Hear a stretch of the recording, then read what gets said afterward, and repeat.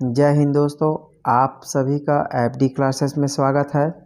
आज हम 16 अप्रैल को जितने भी इम्पोर्टेंट क्वेश्चन बनेंगे उन सभी क्वेश्चन को देखेंगे।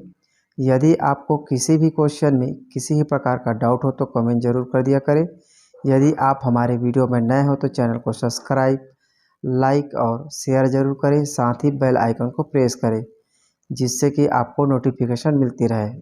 चलिए आज का पहला प्रश्न देखिए। प्रसिद्ध पुस्तक गांव अभी जियत है का विमोचन किसके द्वारा किया गया है? तो इनका सही आंसर होगा डॉक्टर प्रेम सिंह टेकाम द्वारा इनका विमोचन किया गया है। याद रखेंगे, इंपॉर्टेंट क्वेश्चन है। चलिए ध्यान देंगे। 14 अप्रैल 2023 को इस पुस्तक का शुभारंभ किया गया है। कोई लेखक या कवि जब अपने अनुभवों को शब्दों की मोतियों से पिरोकर उसे साहित्य रूपी माला का स्वरूप देता है तो वह साहित्य स्वयं में जीवित हो जाता है। कुछ ऐसा ही जीवित कहानियों का संकलन किया गया है। प्रसिद्ध रचनाकार लेखक श्री अशोक नारायण बंजारा द्वारा लिखित पुस्तक गांव अभी जियत है पुस्तक का विमोचन किया गया है। याद रखेंगे, इंपॉर्टेंट क्वेश्चन है। इनके लेखक श्री अशोक नारायण बंजारा जी हैं। स्कूल शिक्षा मंत्री डॉक्टर प्रेम सिंह टेकाम ने बतौर मुख्य अतिथि आज होली डॉट्स एजुकेशन अकादमी सिविल लाइन में छत्तीसगढ़ हिंदी साहित्य परिषद रायपुर की ओर से आयोजित गरिमामय समारोह में किताब के अवसर पर इस आशा के विचार व्यक्त किए हैं। उन्होंने कहा है कि कहानियों के संकलन अपने आप में गांव की धड़कन सजे हुए हैं। उनकी कहानियां गांव की यादों को ताज़ा तरोड़ करेगी। चलिए अगला प्रश्न देखिए। किस योजना के बेहतर एवं सफल क्रियान्वयन के लिए छत्तीसगढ़ को उत्कृष्ट पुरस्कार से सम्मानित किया गया है? तो इनका सही आंसर होगा प्रधानमंत्री फसल बीमा योजना के लिए छत्तीसगढ़ को उत्कृष्ट पुरस्कार से सम्मानित किया गया है।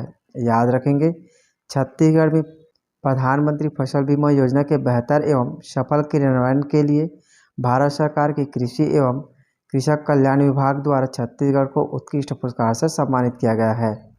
प्रधानमंत्री फसल बीमा के क्रियान्वयन में छत्तीसगढ़ देश में अग्रणी राज्यों में शुमार है। याद रखेंगे, इंपॉर्टेंट है। छत्तीसगढ़ में इस योजना के तहत वर्ष 2022-23 में 6,77,558 पात्र किसानों को फसल बीमा से लाभ दिलाया गया है।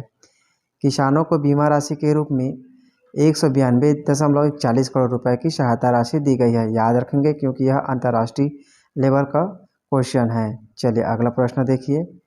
नारायणपुर में शासकीय आदर्श महिला महाविद्यालय नारायणपुर का नामकरण किसके नाम पर किया जाएगा? तो इनका सही आंसर होगा वीरांगना रमोतिन माड़िया के नाम से किया जाएगा। याद रखेंगे, नारायणपुर में शासकीय आदर्श महाविद्यालय नारायणपुर का नाम वीरांगना रमोतिन माड़िया के नाम से किया जाएगा।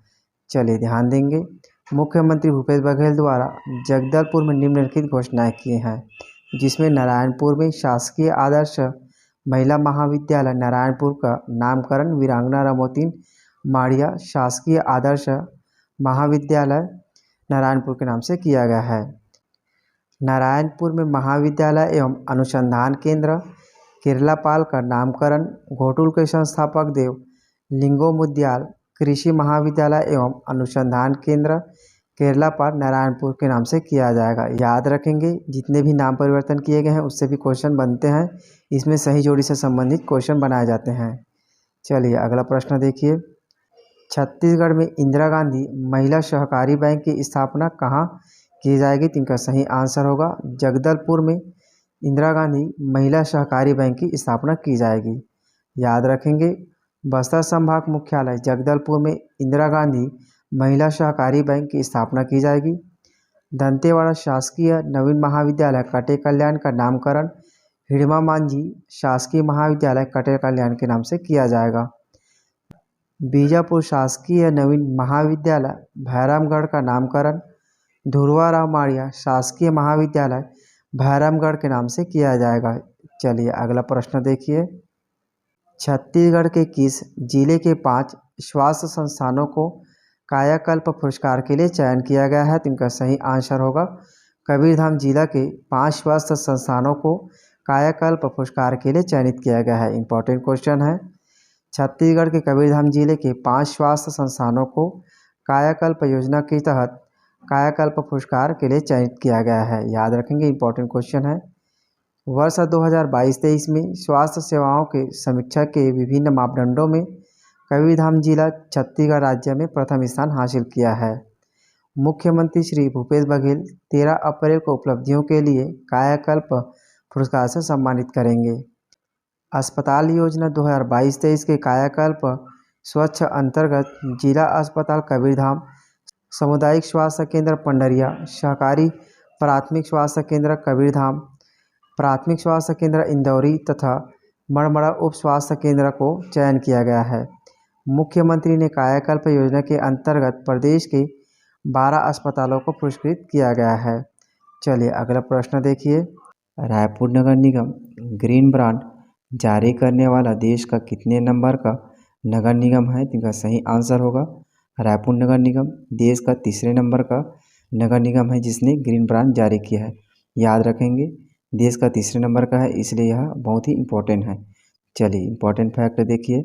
उत्तर प्रदेश के गाजियाबाद और मध्य प्रदेश के इंदौर नगर निगम के बाद ग्रीन ब्रांड जारी करने वाला रायपुर नगर निगम देश का तीसरे नंबर का नगर निगम है। रायपुर नगर निगम भी अपना ग्रीन ब्रांड जारी करने की तैयारी कर रही है, जिसमें प्रारंभिक तौर पर 200 करोड़ के ब्रांड जारी करने का निर्णय लिया गया है। याद रखेंगे 200 करोड़ रुपए के ब्रांड जारी करने का निर्णय लिया गया है।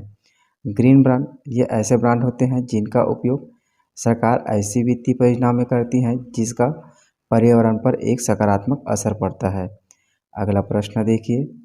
बैडमिंटन खिलाड़ी आकर्षि कश्यप को छत्तीसगढ़ सरकार ने कौन से पद देने की घोषणा की गई है? इनका सही आंसर होगा छत्तीसगढ़ सरकार ने उप पुलिस अधीक्षक के पद पर आकर्षि कश्यप को देने का निर्णय लिया है। यह है आकर्षि कश्यप। याद रखेंगे कॉमनवेल्थ 2022 में इसने सिल्वर मेडल जीत हासिल की है। ध्यान देंगे आकर्षि कश्यप बैडमिंटन खिलाड़ी है और यह दुर्ग की रहने वाली है। कॉमनवेल्थ खेलों में देश के लिए रजत पदक जीतने वाली छत्तीसगढ़ की स्टार बैडमिंटन खिलाड़ी आकर्षि कश्यप को छत्तीसगढ़ सरकार ने उप पुलिस अधीक्षक पद पर देने की घोषणा की है। चलिए अगला प्रश्न देखिए। छत्तीसगढ़ में सार्वजनिक वितरण प्रणाली के अंतर्गत कुल कितने उचित मूल्य की दुकानें संचालित हैं? तो इनका सही आंसर होगा 13,507 उचित मूल्य की दुकानें प्रदेश में संचालित हैं। याद रखेंगे छत्तीसगढ़ में सार्वजनिक वितरण प्रणाली के अंतर्गत नवंबर 2022 की स्थिति में, याद रखेंगे यह जानकारी नवंबर 2022 की स्थिति में है, शहरी क्षेत्रों में 1,678 एवं ग्रामीण क्षेत्र में 11,829 व कुल मिलाकर 13,507 उचित मूल्य की दुकानें संचालित हैं। वर्तमान में 72,71,000 राशन कार्ड प्रचलित हैं, इसे भी याद रखेंगे। नेक्स्ट क्वेश्चन देखिए। भारतीय रिजर्व बैंक के किस गवर्नर को international economic research journal central banking ने 2023 के लिए governor of the year award से नवाजा गया है? का सही आंसर होगा शक्तिकांत दास जी को 2023 के लिए गवर्नर ऑफ द ईयर के लिए नामित किया है। यह है शशिकांत दास जी, इसे आप इमेज में देख सकते हैं। चलिए ध्यान देंगे इनमें से सभी पॉइंट आपके लिए महत्वपूर्ण है। भारतीय रिजर्व बैंक के गवर्नर शशिकांत दास को international economic research journal central banking ने 2023 के लिए governor of the year award से नवाजा गया है। कठिन समय में अपनी स्थिर लीडरशिप के लिए उन्हें यह अवार्ड मिला है। वही central bank of the year award Ukraine के नेशनल बैंक को दिया गया है, इसे भी याद रखेंगे। Central bank of the year award Ukraine के नेशनल बैंक को दिया गया है। अगला प्रश्न देखिए। हाल ही में केंद्र सरकार ने पूर्व अग्निवीरों के लिए CISF में कितने प्रतिशत आरक्षण की घोषणा की गई है? तो इसका सही आंसर होगा 10% की घोषणा की गई है। याद रखेंगे केंद्रीय गृह मंत्रालय ने 17 मार्च 2023 को केंद्रीय औद्योगिक सुरक्षा बल में पूर्व अग्निवीरों के लिए 10% की आरक्षण की घोषणा की गई है। पूर्व अग्निवीरों को ऊपरी आयु सीमा में छूट मिलेगी और उन्हें शारीरिक दक्षता परीक्षा से भी छूट मिलेगी। अधिसूचना के अनुसार अग्निवीरों के लिए पहले बैच के उम्मीदवारों के लिए ऊपरी सीमा आयु में 5 वर्ष तक छूट दी जाएगी। चलिए अगला प्रश्न देखिए। हाल ही में आयुष मंत्रालय और ग्रामीण विकास मंत्रालय ने कब कौशल विकास द्वारा ग्रामीण युवाओं को सशक्त बनाने के लिए एक समझौता ज्ञापन पर हस्ताक्षर किए हैं? इनका सही आंसर होगा 16 मार्च 2023 को एक समझौता ज्ञापन पर हस्ताक्षर किए हैं। याद रखेंगे दीनदयाल उपाध्याय ग्रामीण कौशल योजना के तहत आयुष स्वास्थ्य प्रणाली के लिए ग्रामीण गरीब युवाओं और महिलाओं को प्रशिक्षण देने के लिए इस पर हस्ताक्षर किए गए थे। यह स्वरोजगार और कौशल विकास में महिलाओं के स्व सहायता समूहों को भी सशक्त करेगा। चलिए अगला प्रश्न देखिए। पिछले वीडियो में हमने आपसे प्रश्न पूछा था कि मुख्यमंत्री आदिवासी परब सम्मान निधि योजना का शुभारंभ कब किया गया है, तो इनका सही आंसर होगा 13 अप्रैल को इनका शुभारंभ किया गया है। इम्पॉर्टेंट क्वेश्चन है, याद रखना है, इससे भी क्वेश्चन बनेंगे। इसके अंतर्गत अनुसूचित जनजाति की पंचायतों को 10,000 रुपये प्रति वर्ष दिया जाएगा, इसे भी याद रखना है। यह राशि पंचायतों को संस्कृति एवं सामाजिक कार्य के लिए दिया जाएगा। चलिए अब आपके लिए आज का प्रश्न है, नाचा ने छत्तीसगढ़ी बोली और संस्कृति को बढ़ावा देने के लिए किस ऐप्स को डिजाइन किया गया है। वेरी वेरी एमपी क्वेश्चन है, इसे जरूर याद रखिए। चलिए इनका आंसर आप कमेंट बॉक्स में जरूर दीजिए। चलिए मिलते हैं अगले वीडियो में। जय हिंद, जय छत्तीसगढ़।